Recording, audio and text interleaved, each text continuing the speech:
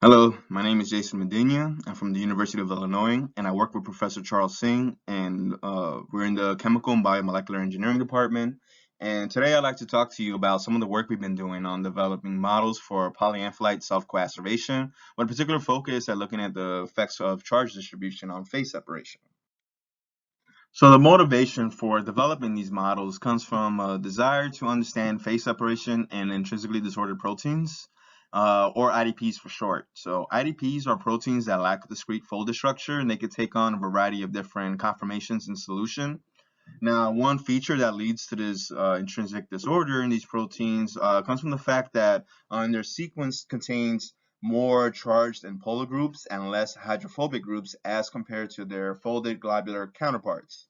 And 75% of the known IDPs are polyampholytic, meaning that they contain a significant number of both positively and negatively charged residues. And so, certain intrinsically disordered proteins can undergo liquid phase separation. And this phase separation can be driven by a variety of different interactions. However, the interaction that we're interested in is, of course, the charge-charge interaction. And what we found in literature is that not only does the net charge of the protein or the interaction region of the protein have a profound influence on its phase separation behavior, but also how these charges are distributed along the chain or along the region also has a profound influence on the phase separation behavior.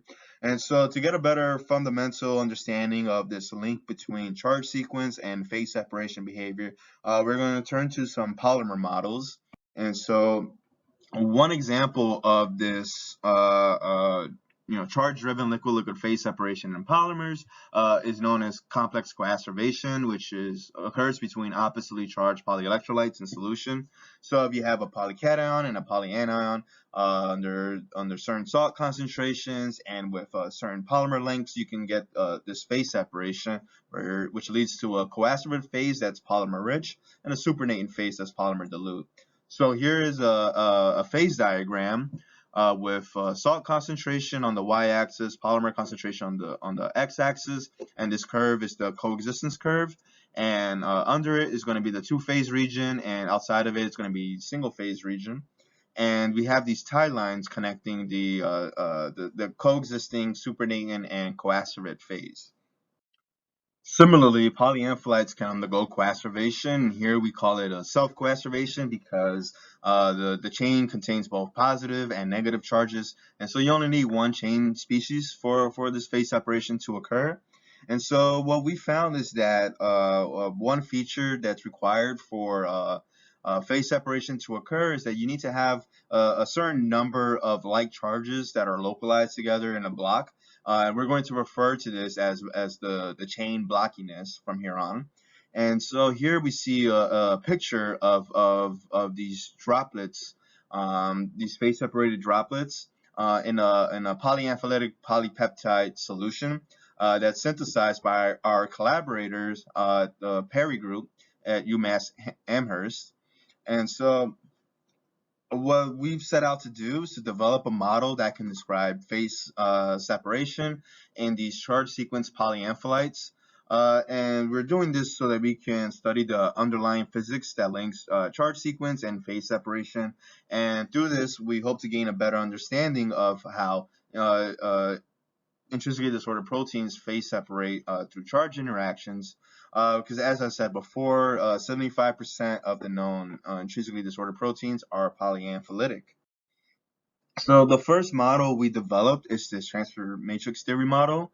So this is work that was published last year, and I don't want to get too deep into the details, but just to give a quick overview of what we're doing here is we are considering a polyampholite chain in the coacervate phase, right? So this phase is going to be very charge dense.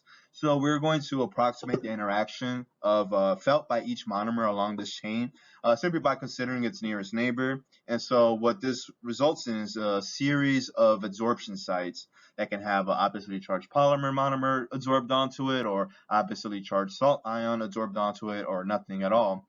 And so we are going to develop a partition function for this chain by using this transfer matrix, which is going to assign an energy for a particular monomer that's going to depend on the absorption state of that monomer and the monomer that precedes it.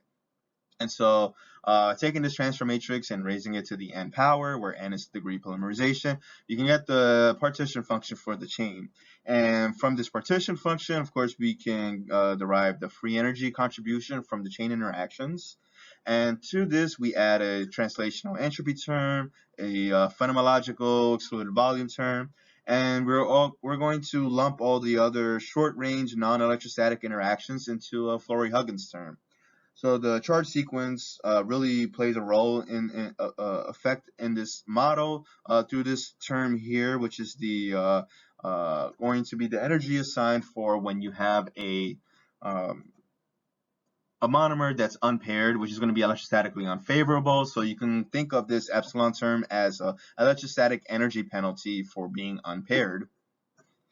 So the way we're going to evaluate these epsilon values is by using the single chain Monte Carlo simulation, where we're just going to fix the chain in space and count the number of salt that localize onto each monomer. So the black points are going to be for a homopolyelectrolyte, and the color points are going to be for a polyampholyte. And so the homopolyelectrolyte is going to represent the most localization that we can get, and the value epsilon is going to be the deviation of the localization on the polyampholyte as compared to the homopolyelectrolyte, which is to say that the lower values are going to represent less charge localization.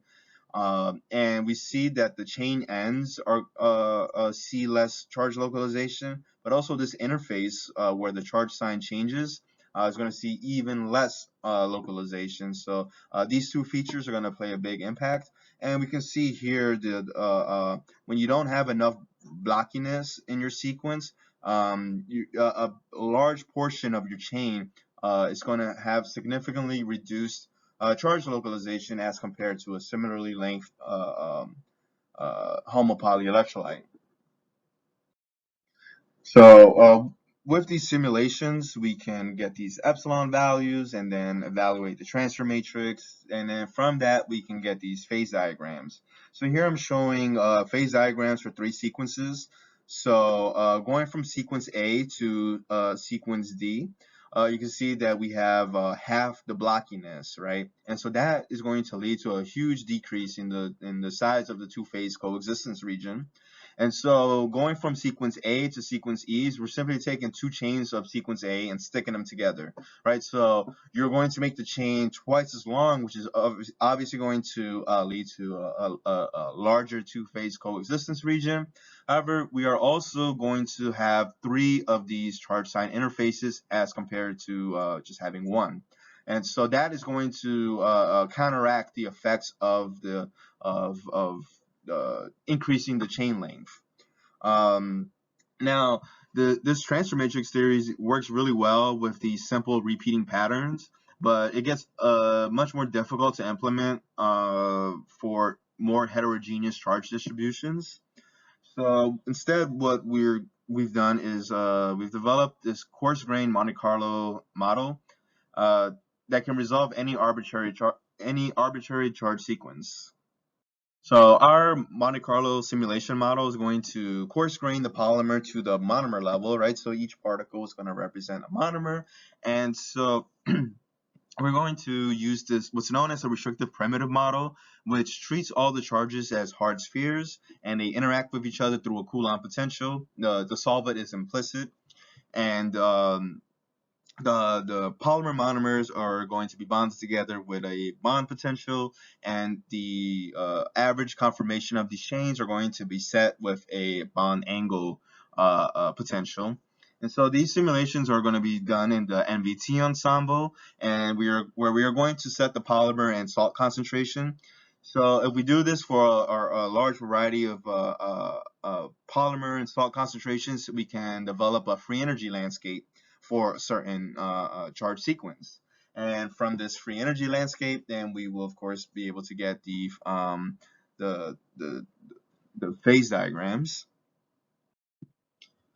And so here we have phase diagrams, and so here we have that same sequence from earlier, sequence A, and then what we're going to do is we're going to rearrange a few of the monomers near the charge sign interface to make this interface more diffuse.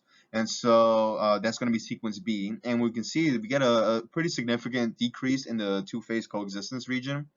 And now, similarly, we're also going to go from sequence B to sequence C. We're going to rearrange some of the monomers near the chain ends to make the chain ends more diffuse. And we can see another decrease in the in the two-phase coexistence region. All right, but like I said before, the chain ends has less of a sort of impact than the charge sign interface.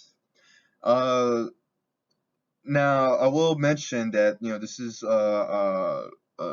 these results are quantitatively different than what we observed through our transfer matrix theory, and also as compared to some of the experimental results provided to us by the Perry group at UMass Amherst.